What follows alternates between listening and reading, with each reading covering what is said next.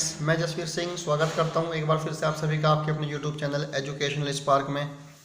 Flywheel हम लोग पढ़ रहे हैं और इसका पार्ट 3 आज स्टार्ट करने वाले हैं। फ्रेंड्स, अगर आपने हमारे इससे पहले के वीडियो नहीं देखे हैं तो सबसे पहले आप जो है वो पिछले के वीडियो देखें, तभी आपको जो है आगे का जो कंसेप्ट है वो समझ में आएगा। और जिन्होंने हमारे चैनल को अब तक सब्सक्राइब ना किया वो सब्सक्राइब कर ले, ताकि जो वीडियो हमने पहले बनाए हैं वो आपको मिले और जो आने वाले वीडियो हैं वो भी आपको मिलते रहें। आज के जो लेक्चर में हम जो टॉपिक कवर करने वाले हैं वो है coefficient of fluctuation of energy and coefficient of fluctuation of speed, और इसके बाद बात करेंगे energy stored in a flywheel. जो पिछले लेक्चर हमने अपलोड किए हैं काफ़ी अच्छे रिव्यू उसके हमें मिले हैं और काफ़ी अच्छे से आपने उसको पढ़ा है और समझा भी है। तो आगे स्टार्ट करते हैं। जैसा मैं आपको कह रहा हूँ पहले कि आपको जो है पिछले वीडियो देखने बहुत ज़रूरी हैं, तभी आप इसको समझ पाएंगे। तो पहले आप उन वीडियो को ज़रूर देखें। Coefficient of fluctuation of energy, it may be defined as the ratio of maximum fluctuation of energy to the work done per cycle. जब हमने टर्निंग मोमेंट डायग्राम ड्रॉ किया था तो इस तरह का वो फिगर कुछ था। थोड़ा रिव्यू करते हैं उसको। तो ये इस तरह का एक फिगर था, ये आपका एक्स कोऑर्डिनेट था, ये वाई। तो यहाँ पर जो है एक्स, ये आपका एक्स है और ये है आपका वाई है, ठीक। तो जो आपका एक्स और वाई जो हमने लिया था, इसमें जो है यहाँ पर टर्निंग मोमेंट लिया हमने इस पर, और इस पर हमने क्या लिया, वो क्रैंक एंगल लिया, ठीक है। तो ये क्या है, ये मेन सिस्टिंग टॉर्क लाइन है। ये वाली क्या है, ये है मेन सिस्टिंग टॉर्क। तो जो मेन सिस्टिंग टॉर्क लाइन है, अब देखिए आप, जब आपका जो है जब आपका शाफ्ट घूमता है, जब आपका क्रैंक घूमता है, तो वहाँ पर क्या होता है कि ये आपका जो है टॉर्क डेवलप हो रहा है। इधर क्रैंक एंगल चल रहा है, इधर टॉर्क बन रहा है। तो ये देखिए कि ये जो एरिया अंडर द कर्व है, ये क्या है, ये वर्क डन है। जो आपका जितना आपका वर्क डन आपको मिल रहा है जब आपका जो है इंजन चलता है, जब आपका क्रैंक आपका घूम रहा है, तो ये क्या है, ये आपका वर्क डन है, जो उससे आपको वर्क डन मिल रहा है। तो क्या कहता है coefficient of fluctuation of energy, क्या कहता है coefficient of fluctuation of energy क्या कहता है, ये है मैक्सिमम फ्लक्चुएशन एनर्जी बटे वर्क डन पर साइकिल। यानी कि आप देखो, अगर हम इसके लिए देखते हैं, ये आपका जो है ये 2 स्ट्रोक आईसी इंजन है। इसमें अगर आप लोग देखें तो इस साइकिल के दौरान क्या हुआ, एक तो आपका जो है मैक्सिमम फ्लक्चुएशन एनर्जी आप देखें कितना हुआ है ना, और वर्क डन पर साइकिल यानी कि जो है वर्क डन कितना आपको मिल रहा है। तो वो जो रेशियो वो होता है उसको आप बोलते हो coefficient of fluctuation of energy. अब बात करें अगर वर्क डन पर साइकिल की, कि वर्क डन पर साइकिल क्या होता है, वो होता है आपका टी मीन यानी कि main torque into theta. Theta क्या है, ये आपका एंगल है, जो आपकी क्रैंक है, जो एंगल ट्रेवल करती है उसको बोलते हैं थीटा।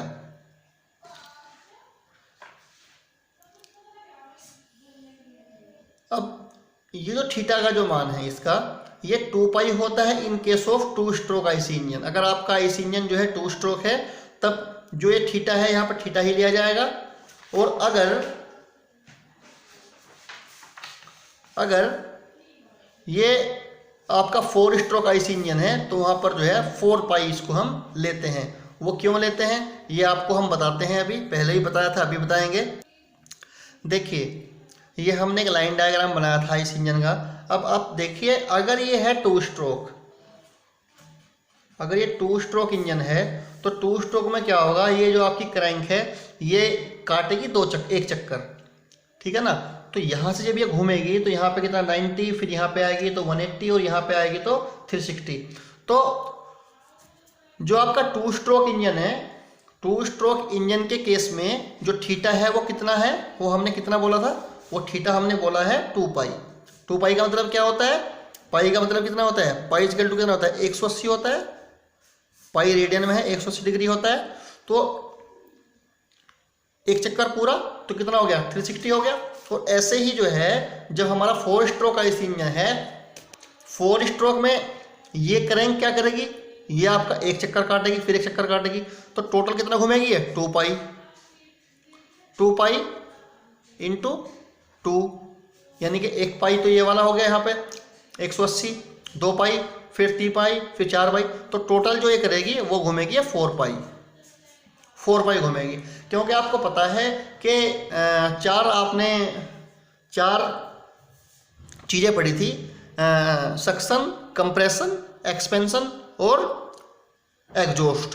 तो जब ये क्रैंक यहाँ से घूम के एक बार चक्कर काटेगी पूरा, तो क्या होगा, जब यहाँ से यहाँ तक चक्कर काटेगी यहाँ पे, तो क्या हुआ, ये आपका हुआ सक्शन, फिर यहाँ पे क्या हुआ कंप्रेशन, फिर क्या हुआ एक्सपेंशन, फिर क्या हुआ एग्जॉस्ट।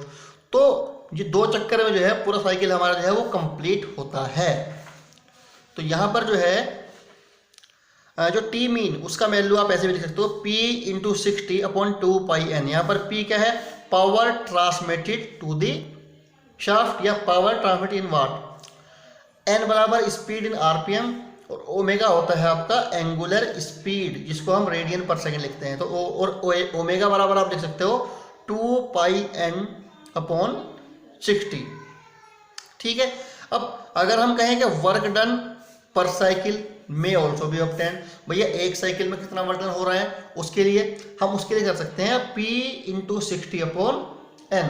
अब देखिए अगर ये जो n है ये है नंबर ऑफ वर्किंग स्ट्रोक पर मिनट। अब n बराबर किसके होगा, n क्या होगा अगर क्या है आईसी इंजन 2 स्ट्रोक वाला है, और ये हो जाएगा n/2 अगर आपका क्या है 4 स्ट्रोक आईसी इंजन है। तो क्लियर है बात। अब इसमें हमने पिछली बार एक चीज़ और मैं आपको बता दूं,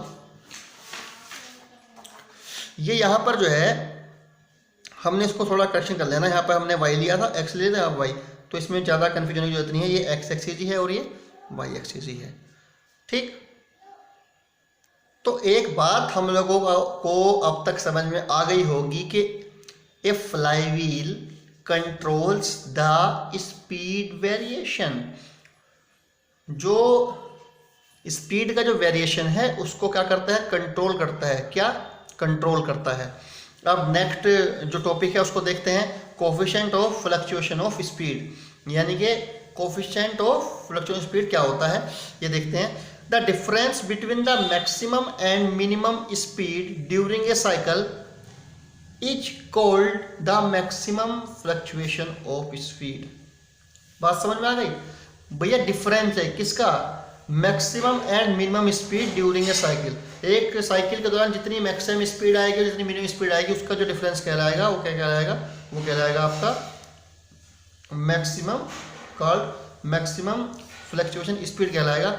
on the ratio of maximum fluctuation of speed to the mean speed is called the coefficient of fluctuation of speed. समझते हैं इसको।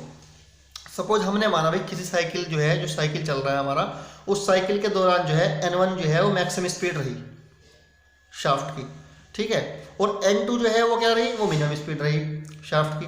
तो जो n है उसको हमने माना कि क्या है मीन स्पीड है, तो n बराबर क्या हो जाएगा n1 plus n2/2, n1 plus n2/2।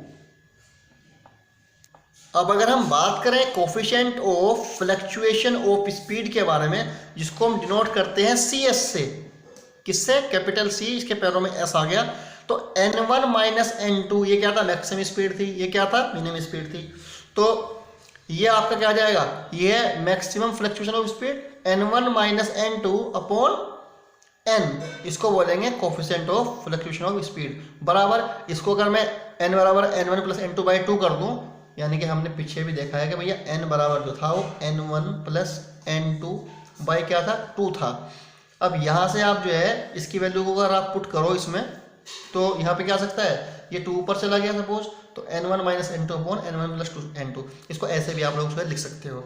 अगर हम बात करें एंगुलर स्पीड की टर्म में, यानी कि ओमेगा की टर्म में अगर हम बात करते हैं, तो जो CS है उसको n को रिप्लेस कर दो, ये RPM में है n, तो ये ओमेगा रेडियन पर सेकेंड में है, तो ω1 माइनस ω2 अपॉन ओमेगा। और सेम ऐसे ही अगर हम जैसे हम सिमिलरली हमने पीछे किया था, तो ये आ जाएगा 2 into ω1 minus ω2 upon omega 1 plus omega 2। अगर लीनियर स्पीड की टर्म में बात करते हैं, मीटर पर सेकंड की स्पीड अगर हम बात करें लीनियर स्पीड CS, तो ये आ जाएगा v1 minus v2 upon v, या फिर 2 into v1 minus v2 upon v1 plus v2। तो क्लियर है बात। अब बात करते हैं, एक आर्टिकल है छोटा सा हमारे पास, और थोड़ा सा जो है ये टिपिकल तो नहीं कह सकते, इसको समझने का आप लोग प्रयास करेंगे तो ज़्यादा हार्ड है नहीं। Energy stored in a flywheel, यानी कि एक फ्लाईव्हील के अंदर कितनी एनर्जी स्टोर होती है उसके बारे में हम चर्चा करने वाले हैं। ए फ्लाईव्हील इज, अभी दिखाएंगे इसको बना के। ए flywheel absorb energy, its speed increase, and when it gives up energy its speed decrease। मतलब एक चीज़ समझिए, अब तक ये चीज़ समझ चुके हो आप कि अगर कोई फ्लाईव्हील एनर्जी को अब्जॉर्व करता है, जब एनर्जी को अब्जॉर्व करता है तो क्या होता है, उसकी स्पीड क्या होगी, वो बढ़ जाती है। और जब वो एनर्जी को रिलीज करता है तो क्या होता है, उस फ्लाईव्हील की जो है जो स्पीड है वो क्या होती है, वो घट जाती है। एक फ्लाईव्हील हमने यहाँ पर ड्रॉ किया है उसका डायग्राम, जैसा कि हम पिछले डेफिनेशन देख रहे थे। तो ये एक फ्लाईव्हील है, इसका ये हब है और ये इसकी आर्म है फ्लाईव्हील की, और ये इसकी जो है रेडियस है। तो यहाँ पर अगर हम कंसिडर करें कि जो m है इसका मास, अगर हम माने कि m मास है फ्लाईव्हील का, k क्या है रेडियस ऑफ गायरेशन माने, और I क्या है वो मोमेंट ऑफ इनर्शिया है इसका अबाउट इस एक्सिस, और n1 और n2 क्या है वो इसकी स्पीड है, मैक्सिमम स्पीड और मिनिमम स्पीड। तो अब इस पर देखते हैं कि maximum fluctuation of energy stored in a flywheel जो है वो कैसे ये आर्टिकल क्लियर होता है। देखिए m क्या है, मास है, mass of flywheel in kg, k क्या है radius of gyration of the flywheel in metres, I क्या है mass moment of inertia of the flywheel about its axis of rotation in kg metre square. इसको हम लिखते हैं m into K square, इसको हम जो है यहाँ पर जो ओमेगा 1 एंड ओमेगा 2 है वो है maximum and minimum angular speed during the cycle in radian per second. n जो है वो मेन स्पीड है during cycle in RPM, n बराबर होता है n1 प्लस n2/2 पढ़ चुके हैं हम लोग। और ओमेगा बराबर आपको पता ही है omega 1 plus omega 2 radian per second में। और जो CS है जो coefficient of fluctuation of speed है वो आपको पता है कि maximum fluctuation of speed upon mean speed, तो n1 minus n2 upon n, और omega 1 minus omega 2 upon omega आ जाएगा आपका किस में, ये रेडियन पर सेकेंड के हिसाब से आ जाएगा। तो we know that the mean kinetic energy of the flywheel, जो काइनेटिक एनर्जी का जो फार्मूला है वो क्या होता है, E बराबर होता है हाफ इंटू आई ओमेगा स्क्वायर,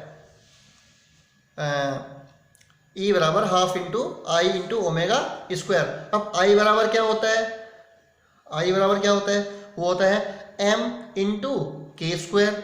भैया मास मोमेंट ऑफ इनर्शिया पढ़े हैं ना पहले हम मैकेनिक्स में, और मौसम इसको हमने पढ़ा था। तो ये आ जाएगा आप यहाँ से half into m into K square into omega square. As the speed of the flywheel change from omega 1 to omega 2, the maximum fluctuation of energy, जब फ्लाईव्हील की स्पीड जब चेंज होती है, मतलब ओमेगा 1 से ओमेगा 2 पे जब इसकी स्पीड चेंज होगी तो डेल्टा E बराबर आपका होगा maximum kinetic energy minus minimum kinetic energy. भैया फ्लक्चुएशन ऑफ एनर्जी जो है वो क्या है, वो एक तरह से जो है डिफरेंस ही तो है।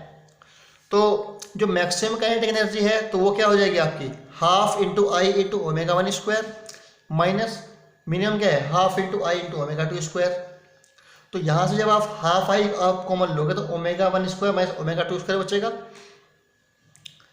बराबर। अब देखो ये क्या है, ए स्क्वायर आपने पढ़ा होगा, ए स्क्वायर माइनस बी स्क्वायर का फार्मूला है। क्या होता है, एक बार जोड़ दो और एक बार घटा दो, ए प्लस बी और ए माइनस बी। सेम किया हमने यहाँ पे। अब आप देखिए जो ओमेगा 1 प्लस ओमेगा 2 है ये, तो ओमेगा बराबर क्या होता है ओमेगा 1 प्लस ओमेगा 2/2। तो यहाँ से ओमेगा 1 प्लस ओमेगा 2 को हम क्या लिख सकते हैं 2 ओमेगा,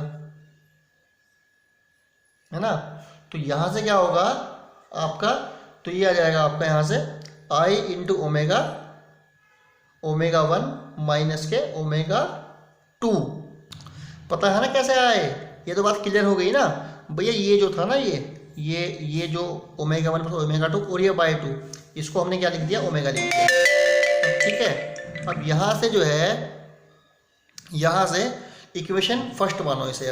अब इक्वेशन फर्स्ट में अगर मैं ओमेगा से ऊपर नीचे मल्टीप्लाई और डिवाइड करूं तो डेल्टा ई बराबर क्या हो जाएगा, आई इंटू ओमेगा स्क्वायर और omega 1 minus omega 2 upon omega. अब देखिए ये क्या था भैया, ये omega 1 minus omega 2 upon omega क्या था, ये था C S, coefficient of fluctuation of energy, C S था ये। तो यहाँ पर आप लिख सकते हो आई बराबर एम इंटू के स्क्वायर। तो यहाँ से आपका डेल्टा ई आ जाएगा M into K square into omega square into C S. ठीक है, और ई बराबर आपने पढ़ा है कि half into I into omega square होता है। तो यहाँ से आप इसको लिख सकते हो कि फॉर्म में भी 2 into E into C S, इसको आप यहाँ से लिख। आगे बढ़ते हैं। द रेडियस ऑफ gyration के may be taken as equal to the mean radius of the rim because the thickness of the rim is very small as compare to diameter of the rim.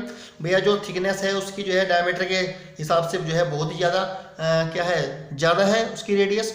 तो वहाँ पे हम जो है के equal to are भी लिख सकते हैं। देन अब क्या है, अब इसको पुट कर दो, यहाँ पे के को आर पुट कर दो। तो डेल्टा ई बराबर M into R square into omega square into C S, यहाँ से आपका निकल के आएगा। और आपको पता है वी बराबर क्या होता है, आर ओमेगा। तो अगर लीनियर वेलोसिटी की टर्म में आप इसको लिखते हो तो M into V square into C S भी लिख सकते हो। तो मेन जो फार्मूला है वो बेसिकली ये वाला बनता है, ठीक है ना, ये वाला बनता है। तो यहाँ पर जो है आप इसको इसमें लिख सकते हो। और ओमेगा बराबर यहाँ से आपको निकालना पड़ेगा और जो रखना पड़ेगा वैल्यू वो निकली पड़ेगी यहाँ से। ओमेगा बराबर आपका आता है 2 पाई एन अपॉन 60। अब समीकरण 1, ये जो समीकरण 1 में अगर आप इसकी वैल्यू पुट करते हो तो यहाँ से आपका डेल्टा ई बराबर आई इंटू 2 पाई एन अपॉन 60 और ये जो है 2 पाई n1 अपॉन 60 माइनस 2 पाई n2 अपॉन 60 आ जाएगा। समीकरण 1 को देखना, ये बिल्कुल आपको वहाँ से क्लियर हो जाएगा। तो यहाँ से आप जो है जब यहाँ से 2 पाई कॉमन लोगे तो 4 पाई स्क्वायर अपॉन ये आ जाएगा 3600 into I into n1 minus n2 ये। और आपको पता है भैया कि यहाँ से जो है सी एस जो होता है, सी एस बराबर क्या होता है, ये है n1 minus n2 upon n। जब इसकी वैल्यू को आप ऐसे यहाँ पुट करोगे तो आपका आएगा pi square upon 900 into M into K square into N. और ये आपका जो है यहाँ से n1 माइनस n2 और यहाँ से आप इसको लिख सकते हो pi square upon 900 into M into K square into N square into C S. यहाँ से आपका जाएगा ये सी एस। क्लियर है ये बात, क्योंकि जब इसको आपने यहाँ फिर n से मल्टीप्लाई और डिवाइड कर दिया ना, ठीक है, तो यहाँ पे जो ये n है, यहाँ पे जब n रखोगे तो यहाँ ऊपर भी n करोगे तो इसकी वैल्यू तो आएगी सी एस। यहाँ पे n स्क्वायर से मल्टीप्लाई आ गया।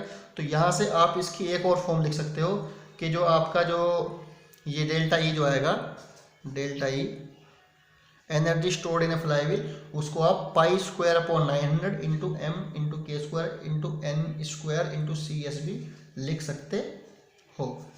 तो टोटल एनर्जी कितनी है फ्लाईव्हील में स्टोर, कितनी है ये, ठीक है जी। ये तो फ्लक्चुएशन ऑफ आपका एनर्जी था। और आप जो है जो भी दिक्कतें इसमें हैं वो आप क्लास में भी मुझसे पूछ सकते हो, या आपको जो कोई दिक्कत इसमें लग रही है आप कमेंट सेक्शन में पूछिए। आज के लिए बस इतना ही, मिलते हैं अपने नेक्स्ट वीडियो में। तब तक आप जो है पढ़ते रहिए, तैयारी करिए अपने एग्ज़ाम की और